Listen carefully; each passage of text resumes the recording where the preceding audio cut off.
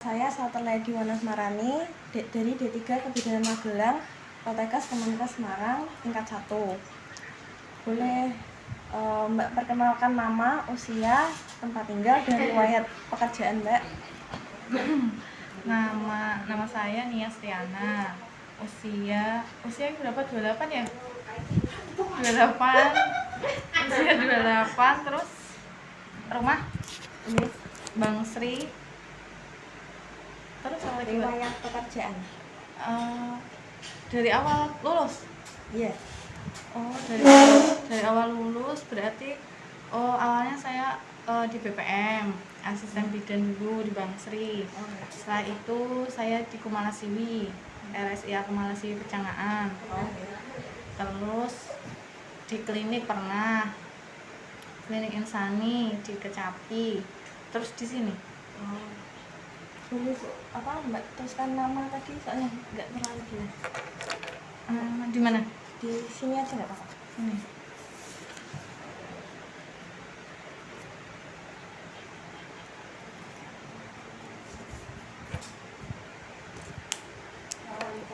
Nomor 1, bagaimana prosedur kerja di rumah bersalin? Apakah sama dengan instansi-instansi lain seperti rumah sakit, puskesmas, dan lain-lain dalam hal penanganan persalinan dan prosedur penanganan lainnya? Sama sih, sama kayak instansi-instansi yang lain. Kan kita tetap, kalau patus kan memang kita berpegang sama APN ya, 58 angka ya sekarang. Apa 60 sih? 58 ya?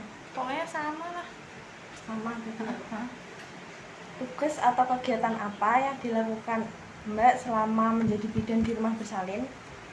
Tugasnya? Iya. Tugasnya ya kita melayani pasien, Membantu persalinan ya, dari awal sampai pasien pulang, asuhan kebidanan, terus bayi baru lahir, nifas, kayak gitu. Lalu bagaimana wujud pelayanan kebidanan yang Ibu berikan kepada pasien di rumah bersalin? Wujud? Iya. Ya tadi ada pelayanan ANC, tapi kalau ANC di sini kan memang USG ya. Jadi kita cuma asistennya SPOG. Terus paling kita TTV. Terus kalau misalkan itu ya TFU kayak gitu, lewat pot itu. Cuma kan kalau misalkan ANC kan memang kita sama SPOG, jadi kita cuma dampingi aja. Pemeriksaannya kan dari USG itu. Kerja sama-sama dokter kandungan berarti gitu. Memang kita di bawah tanggung jawabnya sama dokter kandungan di sini. Bisakah Mbak menceritakan suka duka menjadi seorang bidan? Sukanya itu kita kan bantu pasien, nggak cuma kerja, tapi kita juga bisa bantu pasien. Karena pekerjaan kita tuh itu ya gimana ya, nggak cuma semata-mata kerja dapat uang, tapi kita juga kan bantu pasien ada berupa pelayanan ya. Jadi kita nggak cuma melayani gitu aja, tapi kita juga ngasih, kan di kebidanan juga ada asuhan kebidanan. Nah itu. Lalu mengapa profesi bidan sama pentingnya dengan profesi seorang dokter? Sama penting sama penting nggak sih Mbak? Ya sama kan. Dokter apa maksudnya?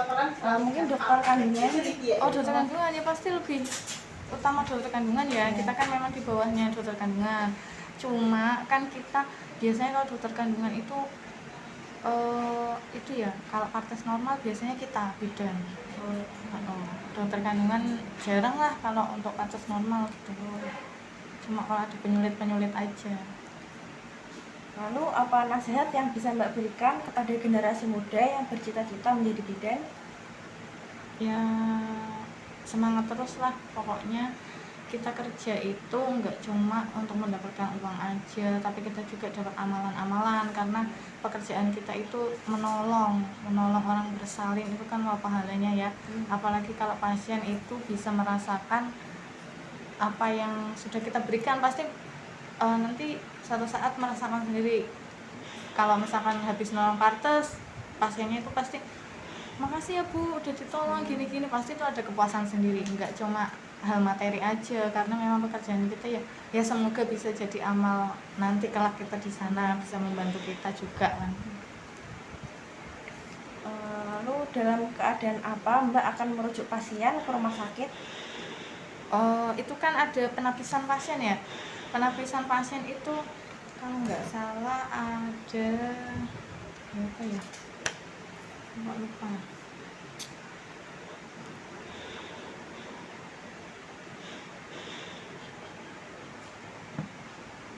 Penapisan persalin, karena di sini kan RB ya. RB itu kan di sini ada SPOG-nya. Jadi untuk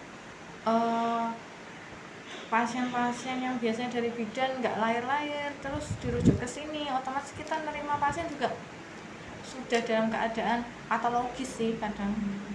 Tapi kalau di sini kan memang klinik bersalin kan ada standar-standar sendiri. Kita biasanya merujuk pasien itu yang kayak PE, PIB kayak gitu.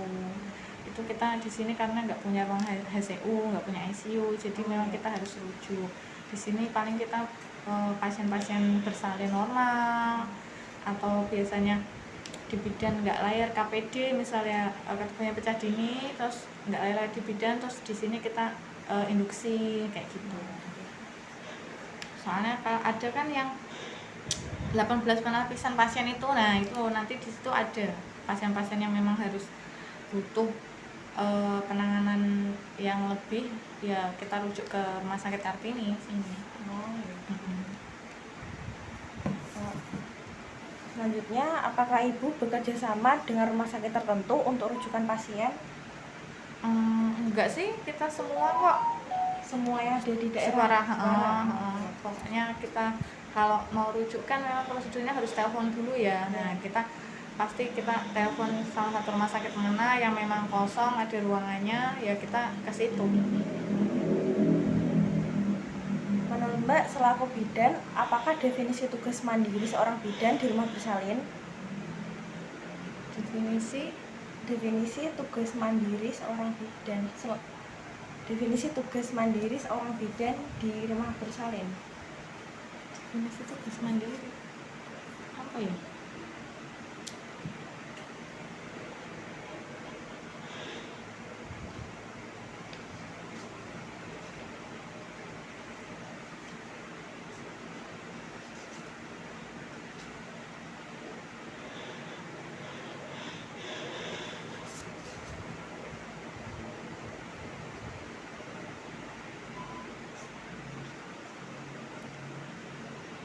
Maksudnya contoh-contohnya atau gimana?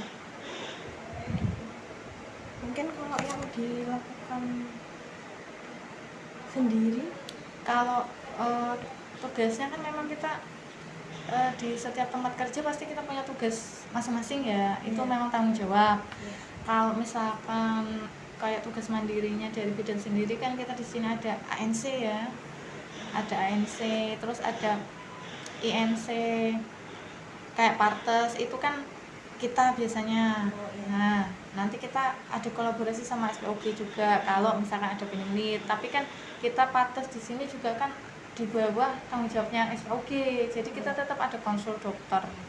Nah, itu kalau misalkan di BPM ya kan itu punya mandiri. Jadi di sini kita tetap harus ada laporan sama SPOG sih, karena memang yang tanggung jawab kan SPOG-nya. Jadi kerja bareng tiap ada pengadilan pasti kolaborasi ya. Pasti kita nanti Om siapa Pak?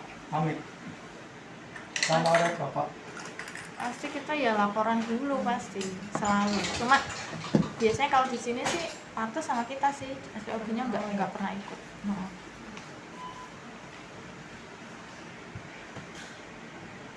Bagaimana peran seorang bidan yang bekerja di rumah bersalin terhadap pasien yang lebih percaya terhadap dukun bayi? Bagaimana? Peran seorang bidan yang bekerja di rumah bersalin terhadap pasien yang lebih percaya sama dukun bayi? Ya kita jelaskan aja sih. Ya sekarang itu kan ilmunya kan makin bertambah, ilmu makin berkembang. Ya kita kasih konseling aja sama pasiennya, kalau misalkan boleh sama dukun bayi, tapi kan sekarang dukun bayi juga ada yang sudah di pelatihan. Oh, iya. Nah itu pasti bidannya dukunnya kan sudah dilatih dan sudah tahu mana yang boleh dan mana yang nggak boleh. Jadi menurut saya nggak masalah sih Selagi sudah pelatihan mampu, itu. ya. Kalau misalkan bidan yang dukun bayi yang belum tersertifikasi itu kan biasanya kayak itu mbak, hamil muda biasanya posisinya tadinya sungsang terus diurut jadi mapan gitu. Nah itu kan nggak boleh. Itu pasti dukun-dukun yang sudah terlatih sudah tahu apa yang bisa dikerjakan, apa yang enggak, apa yang misalkan apa yang memang dukun itu nggak bisa ya memang harus ke bidan kayak gitu. Jadi menurut saya ya dukun bayinya juga sekarang udah pinter-pinter kok, nggak semua kayak dulu yang masih pates nolong pates itu sekarang nggak ada kayaknya. Ya pelan-pelan lah, namanya kasih pengertian ke pasien kan nggak bisa harus. Selanjutnya, apa arti dari tindakan malpraktek menurut Mbak? Malpraktek ya pasti itu melanggar hukum karena memang ada undang-undangnya juga. Ya nggak boleh lah kita mengerjakan pekerjaan yang memang sudah tupoksinya kita. Kalau yang di luar itu ya nggak boleh. Sesuai prosedur.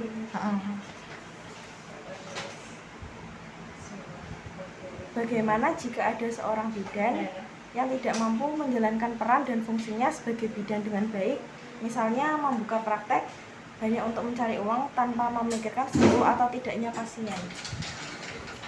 Ya gimana? Itu menurut saya berarti. Iya. Ya janganlah. Itu ada hukumnya atau gimana? Pasti kita kan apalagi lulus kuliah aja kita diambil sumpah. Yang kita melayani pasien kan nggak boleh membeda-bedakan, mau miskin kaya kita layani semua. Jadi apalagi itu punya BPM sendiri, harusnya malah dia memajukan usahanya sendiri, nggak cuma mencari uang tapi harus menolong orang lain. Kalau kita melakukan pelayanan dengan baik, memuaskan pasien, otomatis pasien pasti akan datang ke kita. Kita nggak perlu cari-cari menarik perhatian pasien, karena pasien itu satu pasien yang datang kalau puas dengan kita pasti akan bicara mulut ke mulut sama orang lain. Mending ke bidan itu aja, bagus kok, enak konselingnya gini-gini gitu. Yang penting kita bekerja sesuai prosedur.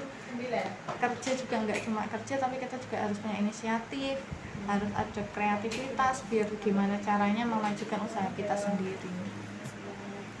Lalu selanjutnya, pendapat Mbak tentang bidan yang siap melayani pasien 24 jam. Gimana? Pendapat tentang bidan yang siap melayani pasien 24 jam. Pendapat? Berarti siap melayani 24 jam. Mbak turunnya kapan? Kayaknya enggak ada. Lebay banget. BPM 24 jam ya, BPM aja pasti ada tutupnya. Tapi kalau BPM kan kita istirahat tengah malam datang dokter Bu bidan aku mau melahirkan. Nah itu beda cerita. Nah itu memang udah ya kayak kita di sini ada shift-shiftan. Nah kayak shift-shiftan itu malah kita enak, kita tahu jam istirahat kapan, masuk kerjanya kan 3 shift, jadi kita lebih teratur. Kalau di BPM kan kita nggak tahu kapan-kapan aja pasien datang, ya memang harus siap nolong sih, memang udah kerjaannya. Kalau di sini kan 24 jam ya? 24 jam. Jadi misal kalau tengah malam tuh ada bidannya juga? Ada, tetap ada yang jaga.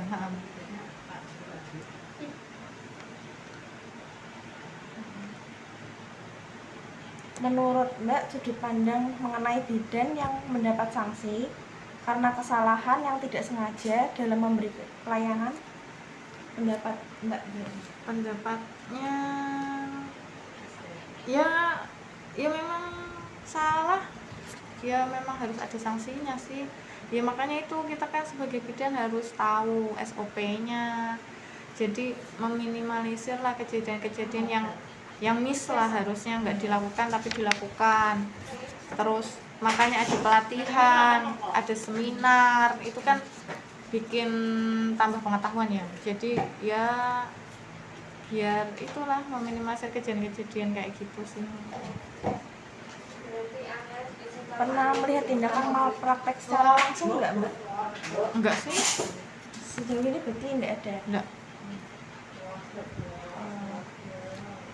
Bidan yang bekerja di rumah sakit bersalin sama puskesmas memiliki tugas atau peran yang sama atau berbeda? Puskesmas Sama klinik kalau puskesmasnya ada bonetnya sama, kita pasti menolong persalinan. Tapi kalau puskesmas yang cuma poli, cuma buka pagi kayak gitu, ya memang mereka pasti untuk skill persalinannya kurang, karena mereka pasti melayaninya cuma ANC, terus PNC, terus ya KIA itu biasanya, tapi nggak ada partesnya gitu sih. berarti lebih spesifik kalau klinik bersalin. Kalau klinik bersalin itu kita ada persalinan, ada ANC, semua Di ada. sini juga ada USG berarti. Ada USG.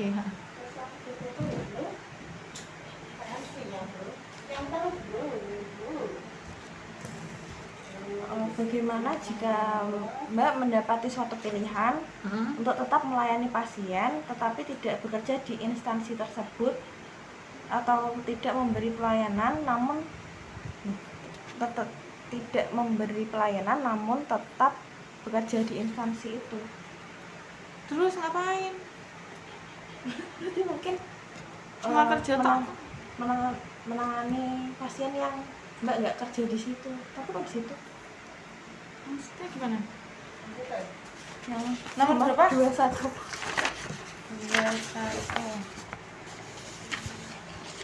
Bagaimana jika Anda mendapati suatu pilihan untuk tetap melayani pasien tetapi tidak bekerja di instansi tersebut atau tidak memberi pelayanan namun tetap bekerja di instansi tersebut? Untuk tetap melayani pasien tetapi tidak bekerja, ya nggak bisa loh. Atau tidak memberi pelayanan namun tetap bekerja, ya dua-duanya nggak bisa Mbak. Kalau misalkan melayani pasien tetapi tidak bekerja, masa kita nggak kerja melayani pasien? Soalnya kan kita bekerja juga ada izin-izinnya, ada STR, ada SIPB, itu kan ada hukumnya. Kalau misal kita nggak punya ya nggak bisa kerja. Kalau tidak memberi pelayanan namun tetap bekerja, ya buat apa? Masa kita bidan itu tulis tok, nggak punya skill kan buat apa? Bagaimana peran bidan di rumah bersalin yang baik menurut Mbak, dan apakah menurut Mbak setiap bidan mampu menjalankan tugas atau perannya dengan baik? Peran bidan yang baik ya memang kita bekerja sesuai SOP, sesuai standar yang ada sih. Nah, selanjutnya bagaimana cara Mbak melibatkan keluarga, ibu mau bersalin mungkin ini, melibatkan keluarga dalam pemberian asuhan kebidanan ke bayi di rumah bersalin? Melibatkan keluarga, kayak misalnya Mbah He gitu, Atau suaminya atau siapa?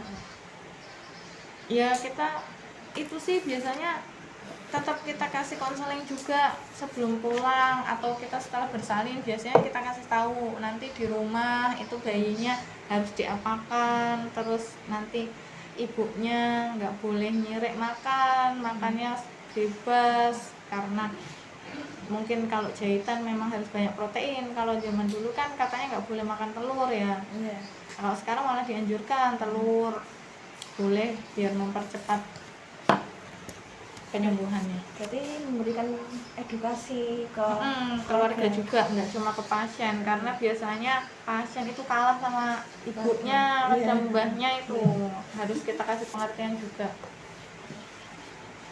Selanjutnya, bagaimana peran atau tindakan bidan jika ada pasien yang mempunyai penyakit komplikasi atau penyakit berat dalam kehamilannya? Itu biasanya kan di ANC udah ketahuan ya, kita ada pelayanan ANC kan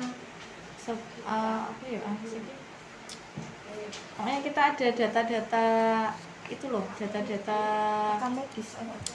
enggak ininya selama ANC kan di pelajaran kamu itu loh, ANC kan ada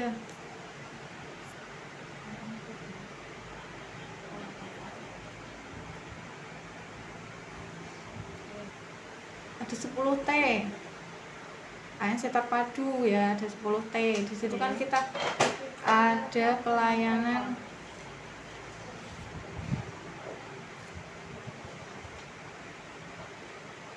semua, kita dari ukur TTV, terus kita juga sampai ada itu kan vaksin TT kayak gitu ya, sampai nanti ada temui cara. Nah, temui cara itu kita kan nanti konseling sama ibunya ya, tanya jawab. Nah, itu ada penyakit berat, ada riwayat apa. Nah, dari ANC terpadu itu kan kita bisa tahu, kita bisa kawal selama kehamilannya tuh. Nah, kalau misalkan semakin hamil tua ada penyulit ya, memang kita nanti kolaborasi sama dokter SPOG, nggak Itu bisa kita sampai tangani sendiri. dirujuk ke rumah sakit nggak? Iya, tergantung itu penyakitnya. Kalau misalkan memang penyakitnya kayak misalkan DM ya, dia ternyata punya jantung, punya DM, otomatis nggak bisa di BPM, harus di rumah sakit. DM biasanya nanti bayinya besar. Nah, kalau lahir normal kan takut nanti itu bayi besar, makrosomi. Nanti kalau distosia bahu malah kepalanya nggak bisa keluar. Memang harus kolaborasi sama dokter SPOG. Yang terakhir, bagaimana penilaian Mbak menurut masyarakat atau pasien terhadap mutu layanan kesehatan dalam kebidanan di rumah bersalin ini? Bagaimana penilaian menurut masyarakat? Ya, harusnya jangan tanya saya, Mbak, penilaian masyarakat mutu layanan kesehatan. Ya, tapi sekarang sih kayaknya masyarakat juga udah itu ya, melek informasi, jadi udah tahu lah. Kayak zaman dulu kan nggak mau periksa ke dokter, maunya periksanya ke mantri. Tapi kalau sekarang kayaknya udah banyak kok, udah tahu harus kemana periksa. Berarti kan memang ada kepercayaan di masyarakat kalau misalkan memang pelayanan kesehatan ya bagus, memang sesuai yang dianjurkan.